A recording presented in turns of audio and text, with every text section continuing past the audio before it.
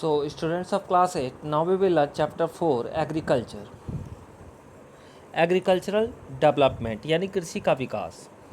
Agricultural development refers to efforts made to increase farm production in order to meet the growing demands of increasing population. यानी कृषि विकास का संबंध जो है हमारी बढ़ती हुई जो जनसंख्या है और इस बढ़ती हुई जनसंख्या की जो मांग जो बढ़ती हुई है उसको पूरा करने के लिए कृषि के उत्पादन को बढ़ाने की दिशा में किए जाने वाले प्रयासों से माना जाता है.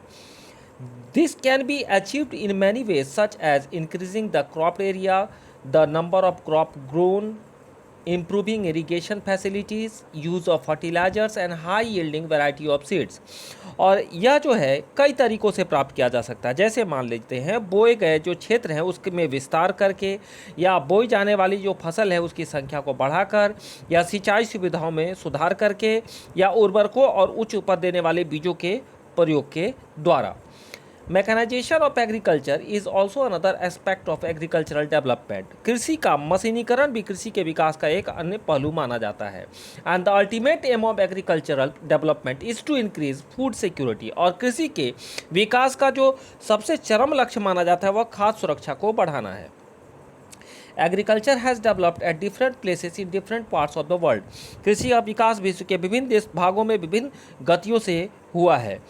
Developing countries with large population usually practice intensive agriculture where crops are grown on a small holding mostly for subsistence. यानी अधिक जनसंख्या वाले जो विकासशील देश हैं उसमें अधिकतर गहन कृषि करते हैं जहां छोटी जोतों पर सामान्यतः जीविकोपार्जन के लिए ही फसलें उगाई जाती हैं.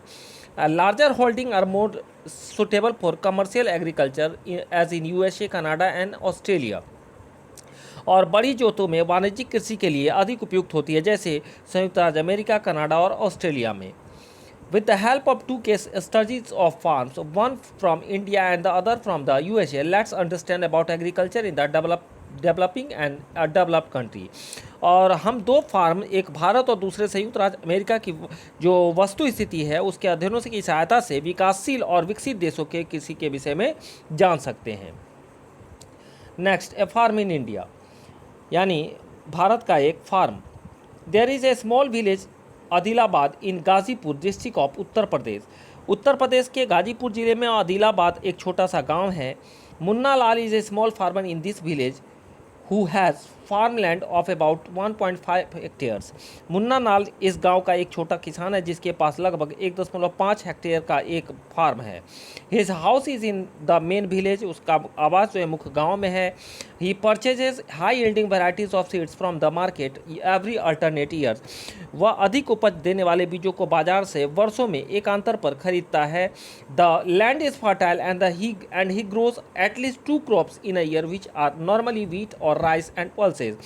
और उसकी जो भूमि है वह बहुत ही फर्टाइल है और वह वर्ष में कम से कम 2 फसलें सामान्यतः गेहूं या चावल या दालें उगाता है.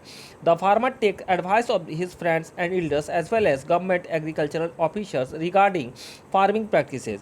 किसान अपने मित्रों और बुजुर्गों के साथ साथ सरकारी कृषि अधिकारियों से और कृषि कार्यों के संबंध में सलाह लेता है. He takes a tractor on rent for ploughing his field. Tough Some of his friends still use traditional method of using bullocks for plugging. वो अपने खेत की जुताई के लिए भाड़े पर ट्रैक्टर लेता है. यद्यपि उसके कुछ मित्र अभी भी बैल से खेतों में जोतने का प्रारंभिक विधि का प्रयोग करते हैं. There is a tubewell in the nearby field which he take on rent to irrigate his field. समीप के जो खेत है उसमें एक नलकूप है जिससे वह अपने खेतों की सिंचाई के लिए भाड़े पर लेता है. So children, we will learn more about this chapter in next class.